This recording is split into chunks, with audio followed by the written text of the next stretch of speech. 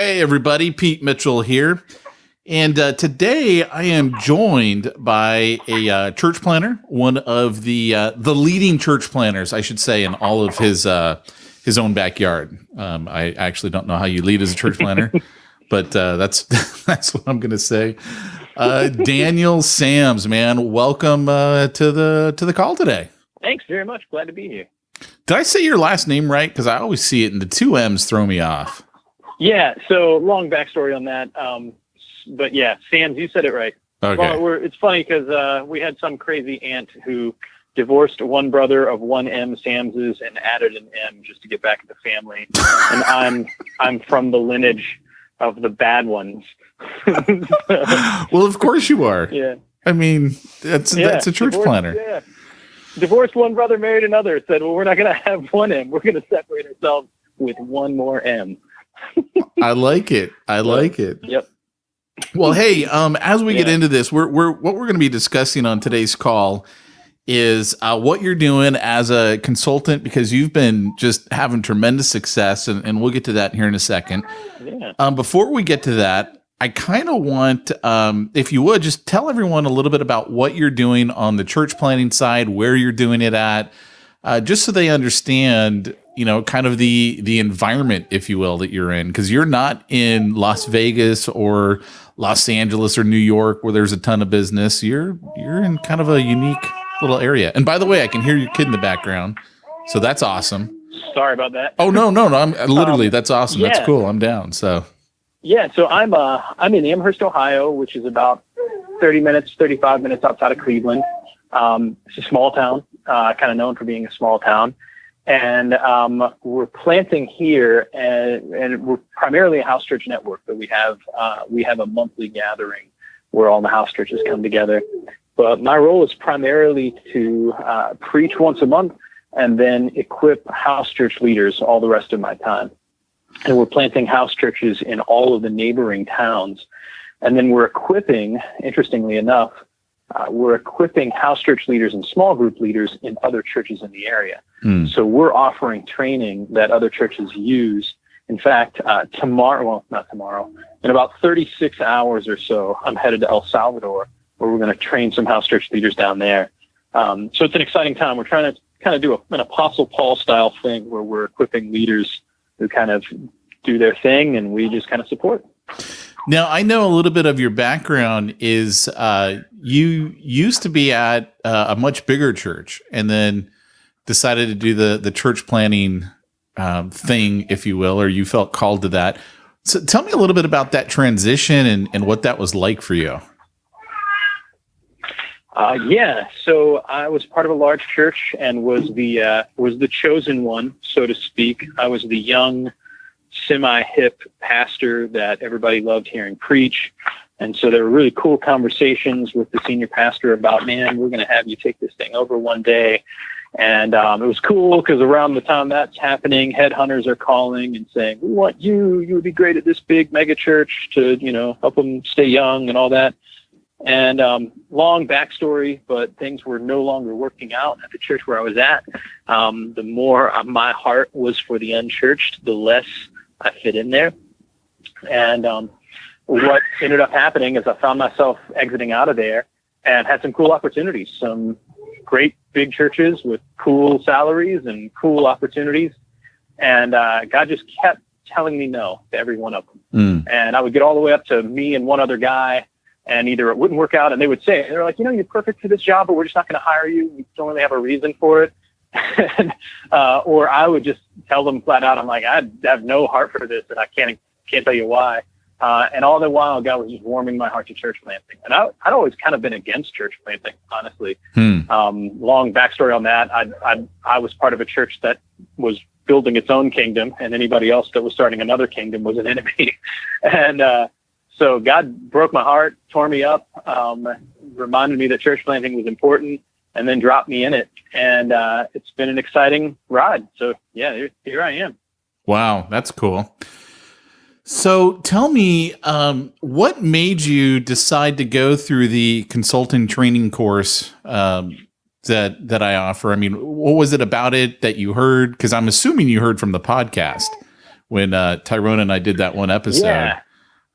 What was it about it that just made you go, you know what, I want to find out more about this? Yeah. Well, I think in all seriousness, God had been leading. When I first started church planting, didn't know what I was doing. I started listening to podcasts, heard a little bit about what you were doing in marketing, because that would pop up every now and then.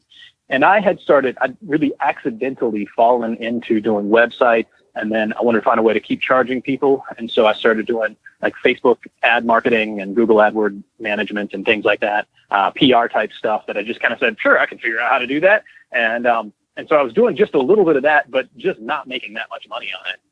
And when I heard about this, actually somewhere in there, I think you gave me a free half hour or so of advice. And you said, well, you really got to get into training and get into consulting. And I'm like, yeah, that sounds pretty good, but I don't really know how to do that. So when you did the podcast where you were talking about the opportunity to do the training, I really felt like God had been kind of pointing me in that direction for a little while already. And when I saw the opportunity, saw what could happen, that was when I was like, done, I'm going to do this. And I think I was listening and I didn't know how much it was going to cost. And I already knew, I'm like, this is something I'm supposed to do. And so once we talked through pricing, and I'm like, well, done. I think God is already leading in that direction. So let's do it. And so a little bit of leading, a little bit it was just I was listening to the podcast and hearing about it. And I knew in our context and in the future, pastors are going to have to be bivocational. I think even non-planting pastors. If we're just watching the writing on the wall, we need to start planning to be bivocational. And this seemed like the best opportunity I've ever come across for bivocational. And it has been. So tell me, what have been, or what were some of your big takeaways when you went through that first initial 6 weeks of training where we go through, all that material? And obviously I'm not going to get into it on this call, but there's a ton of material that we go through. So tell me about what you were thinking as you were going through there. I'm sure there was a little bit of overwhelm, but were you like getting great ideas and like, hey, I'm going to go run out and take this over to this business? Or, tell me about your experience in that. Yeah. Well, a few key things came out of there. One of them is, even though all the information is overwhelming, it's great stuff all the way through. So we would talk about a little bit of it, and it was just like, my brain started firing ideas and thinking, man, I know we could do this with a client, or I could apply it to me getting my own business. And lots of great stuff there. So even though it was overwhelming, every piece of it was cool. So I knew I was getting great content. But a lot of it just had to do with the paradigm shift that I went from being a church planter thinker who was like, well, I'll do things for as cheap as I can so I can just get by, to I'm going to charge as much as I possibly can because I need to make as much as possible in as little time as possible so that I can keep on serving the kingdom with the rest of my time. And so that changed everything. In fact, soon after, when I first started trying to do pitches to my connections and saying, hey, how about this? Somebody asked me about doing a website, and I normally would have pitched a website for, I don't know, not very much money. And I pretty much just quadrupled my price and gave him that. And he didn't bat an eye. And so right there, that probably saved me a month, or more than saved me a month. It made me a month of expenses. Actually 2 months once they pay the other half of it. And so that kind of stuff was just huge. It was me looking at things and saying, hey, I can play at this level. I can make money at this level. And it not only is it okay for me to ask for it, but asking for that much money probably helps me land more business than I would otherwise. And so that paradigm shift in just my thinking, that was huge. It's okay to ask for the right money. I think you just hit on something that's really important there, because I think you're right. A lot of church planners have that mindset. Peyton and I have had this conversation many a time, because him being a missionary in Wales for 12 years, he was always poor, always broke. And so you have this mindset of, well, what's important to me is having the lowest price, buying the lowest priced item, whatever. And so then charging anything more than that, it goes against the grain, because you're thinking, I wouldn't do this. Yeah.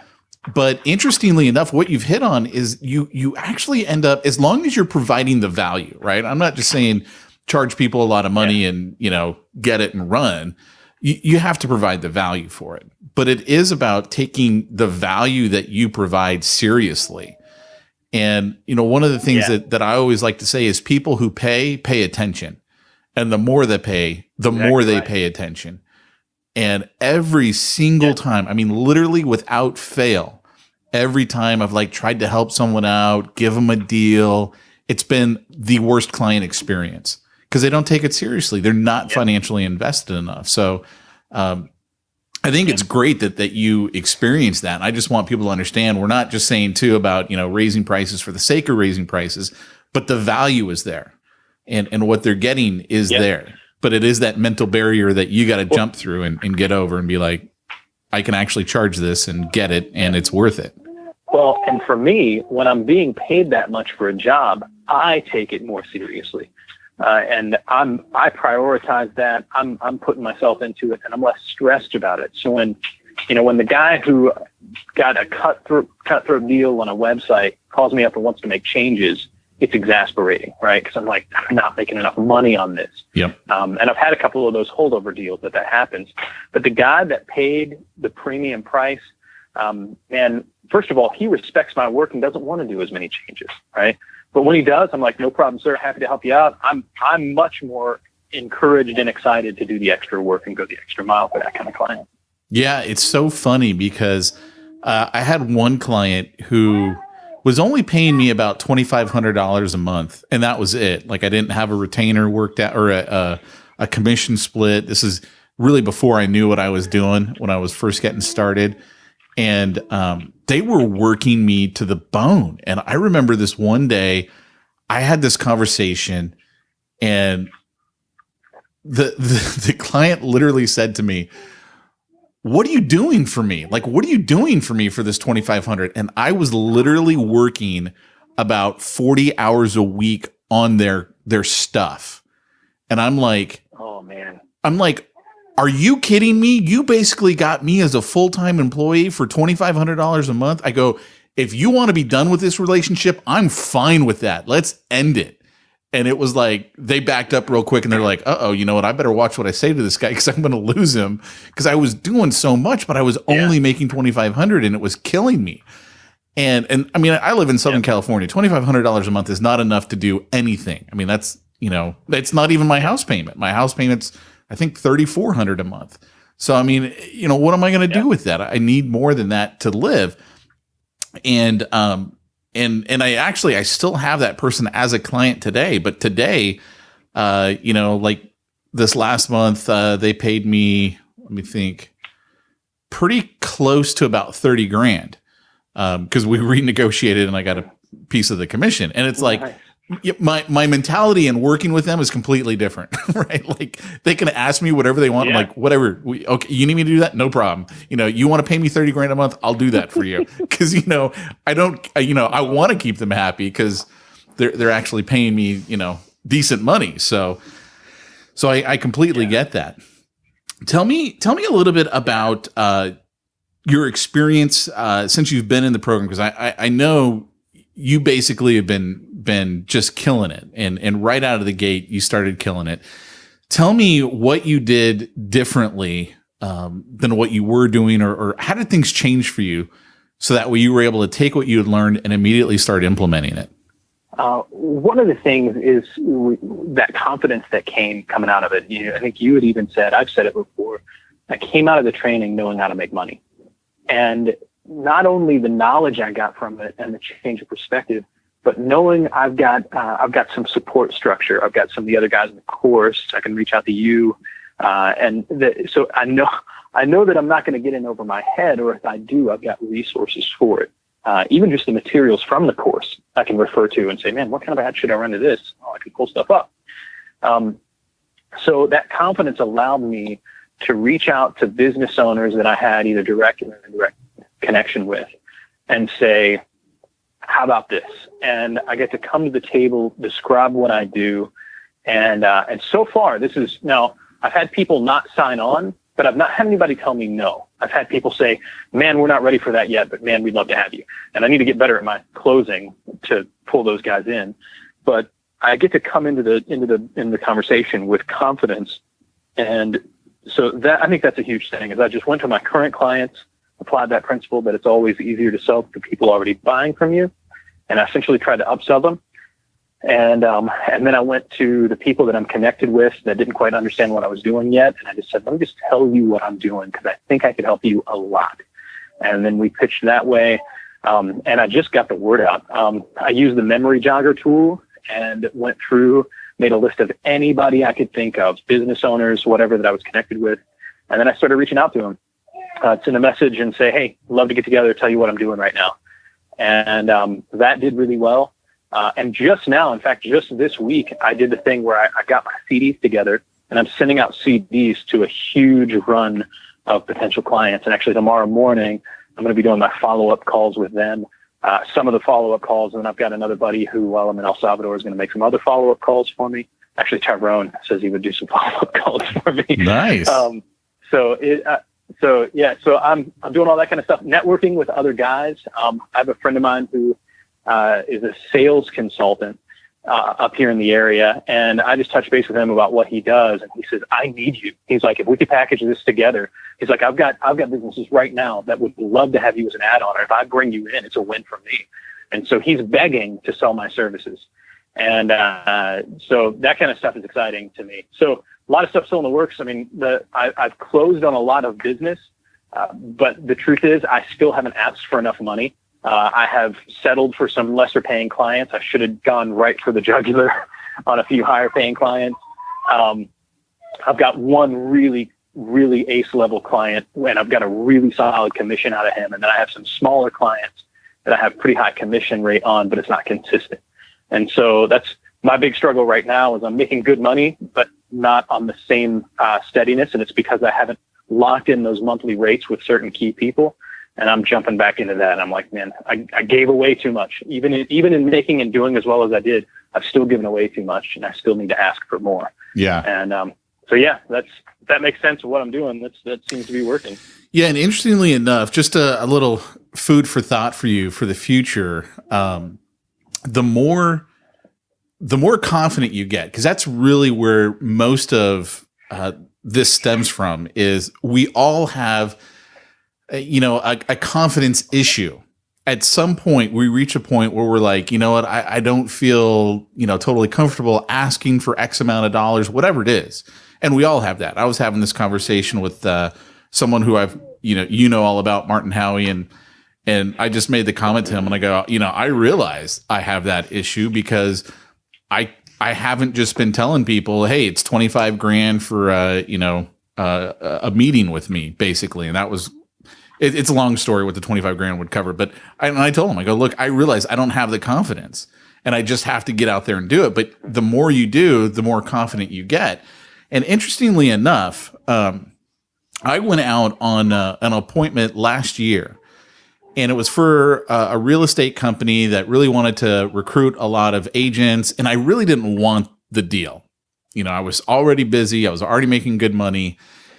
And so I quoted them this outrageous number. I was like, all right, look, it's going to be $25,000 up front. And I think it started at like $7,500 a month, and then it went down to like $5,500 a month. And it was a 2-year agreement.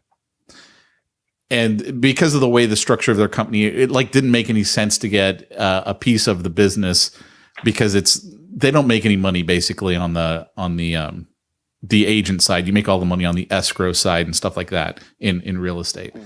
So bottom line is, I gave them that outrageous number, and I don't remember exactly what it was, but I remember them saying, well, it's like $80,000 the first year. And of course, this is not an employee, right? This is like, you get an hour of my week, a time a week from me, and I'll talk to you and tell you what to do. And so they were like, we're not going to do it. Anyway, literally they came back to me last week and was like, okay, we're ready to do that. and I'm sitting there looking at that going, I don't even know if I still want to do it. Like, I threw out that number because I didn't want to do it. And now you're coming back to me saying you actually want it. I don't even know that I want to do it for the $80,000. It was like, Pete, I know an up and coming consultant that would love to have that business.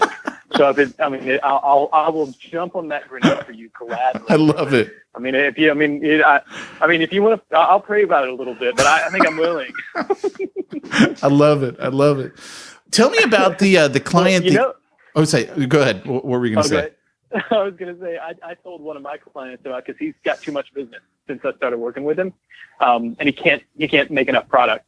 And so I floated in the idea, and you and I might have talked about it, but I said, man, why don't you just sell the business? Like sell, and if you got too many people coming to you, why don't you just get a percentage, get a cut, and get somebody else to do the work? And he's like, that's genius. I'm like, well, right. You did hire me, and I did learn from Pete Mitchell.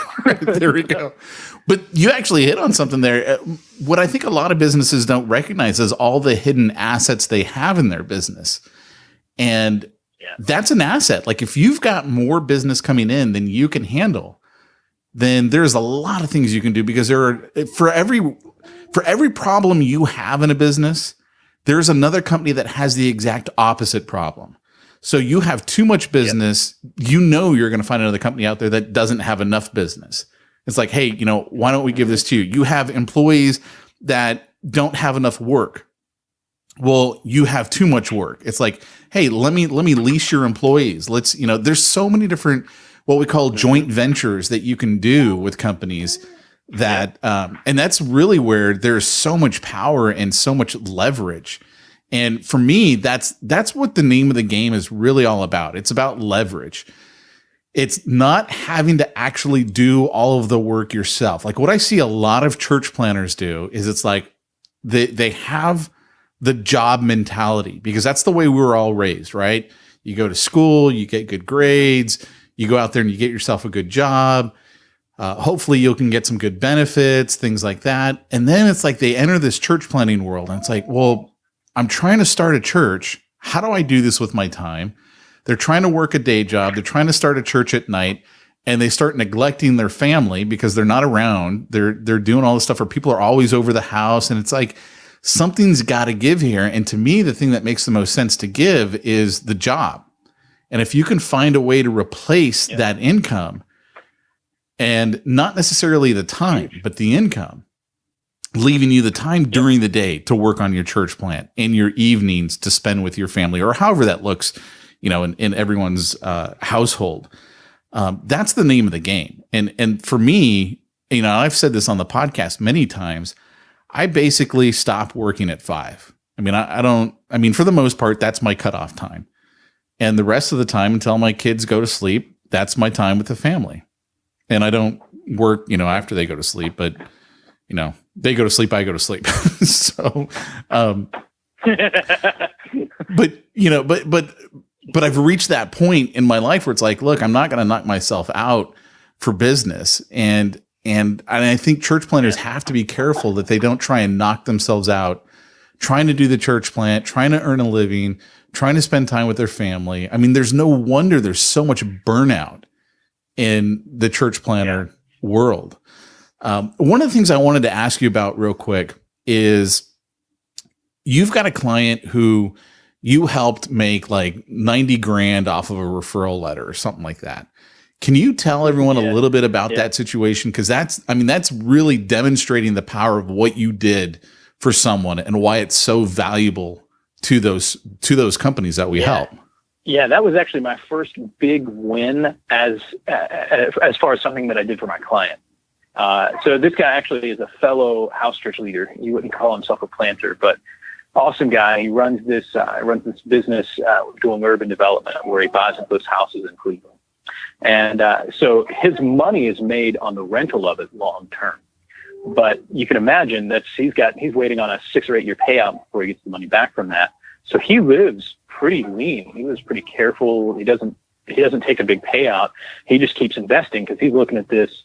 We're looking at, for his properties now, it's something like a $12 million payout over lifetime, right?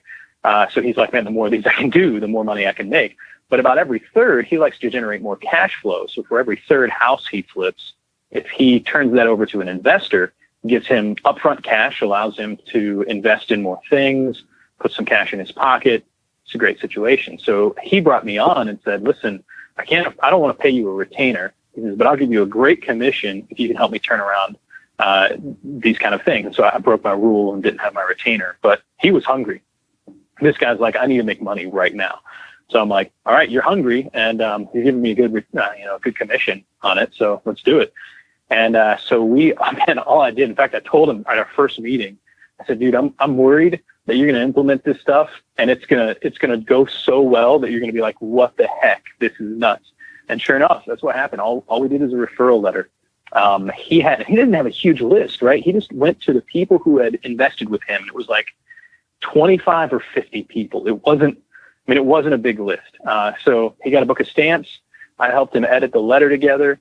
He sent it out, and we did some of the key things of we limited in time, limited in number.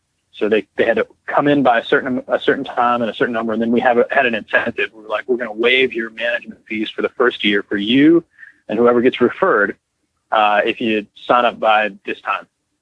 And so right away, he starts moving units. He had something like 2 right away, which was the 90 grand.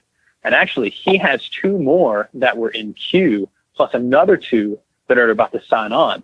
So even after the deal was over, there were more people saying, hey, we're still interested in investing. So even after that incentive we'd gotten done running it, it was still, and there's still people knocking down the door to invest with him. And so that's exciting. And we call it investment. They're really buying a house that he manages. But in fact, I think we talked about running that ad again. And the day I messaged him and say, hey, I really think we ought to run this ad again. I think we get a couple more out of it. He goes, wow. He says, you just emailed me this, and somebody just contacted me about this. And I said, well, man, an ad that works telepathically, I think is just the best. Like, I just don't think you can beat that. But yeah, it's probably turned around. Once it's all said and done, I'm waiting on the final signatures on everything, but that'll have turned around. Man, it'll be over 200 grand that it'll have turned around from that ad. And it was just a letter. That was all it was.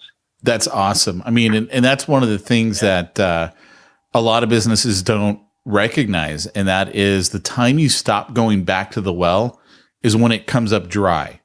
And so people always say, I ran this ad or this letter or this newspaper ad, whatever, and these were the results. What should I do now? And I go, let's run it again. They go, are you serious? I'm like, well, let's do it. And we do it again and we get more results. And they're like, oh my gosh, it worked again. I'm like, it's kind of amazing, isn't it? Let's do it again, And you keep doing it until it finally isn't profitable. And in fact, the way that I call it is I go, you have a stable of ads, and you're constantly using the frontline ads. And as soon as they stop working, you take them and you put them at the back of the list, and then you use the next ones. And then eventually you're going to cycle back through them. And it's like, you don't need to create new stuff all the time. Once you have something that works, you just keep using it. And there's going to come a point where it doesn't pull. And so you stop and then you go back. I got this one client. You've probably heard of them. They like to simplify your church. So if you listen to the podcast, obviously that's what I'm talking about, Simplified Church. And we started running a Facebook ad, and it worked for us for almost 2 years, and we never had to change it at all. And like, soon as it stopped working, we started running a new one. And it's been out of circulation that just this week we started running it again, and we're right back to where we were, getting, leads dirt cheap, and things are working well. And I mean, that's just kind of what you do. And for us as consultants, that means it's not hard for us, right? Because that's exactly right. We don't have to come up with new stuff all the time. It's just, we use the same stuff and then we just recycle it and work our way back through it. Yeah. Yeah. It's perfect, man. Well, hey, I appreciate your time, man. Is there anything that you would share to a church planner who's thinking about going through the training? What would be your advice to them? Like, what, in looking at it, how do you know if it's the right thing for you to do or to not to do? Like, what kind of advice would you give to the church planner trying to decide if this is the right thing for them? So I would say, if you can sit down and have an intelligent conversation with a person who is a businessman, then this is for you. I know that there are some guys that then they just, they can't get themselves together enough to sit down and have a professional meeting. To me, that's about the only criteria of this. If you can be professional enough to sit in front of somebody, look them in the eye, have a real conversation, you can do this. And I know for me, one of the things that was a barrier at first, where I was thinking might be a barrier, would be the money. Because I looked at it, I'm like, man, for me, that's a huge amount of money, like huge. But I was like, you know what, this is a game changer, and I think this will work, and it did. So that I lost count of how many times. So I mean, I don't remember when our class ended. Was it August, September that we somewhere? You in know, there? I don't remember either. I'd have to actually go back and look. Mean, like I think we might have gone through the 6 weeks. I mean, it was maybe August, somewhere in there, because I think I started paying for it in June or July. So it's been less than 6 months. That class has paid for itself more than 6 times over. In a matter of maybe 2 months, it paid for itself 6 times over, and we're way past that now. So I've lost count. So think about it, in 6 months, less than 6 months, it's paid for itself multiple times over. Don't let the money be an issue for not doing it. Jump in. It's worth it, assuming you're going to apply it. And I was hungry enough to apply it. In fact, we talk about the whole is people who pay attention. Yep. And I was going to make sure this worked. And man, God moved. I would say that there is certainly the Lord's work in this has made a difference, but it's been huge. Glad I've done it. Well, that's awesome, man. Well, hey, Dan, I appreciate your time. Thank you so much for sharing these thoughts.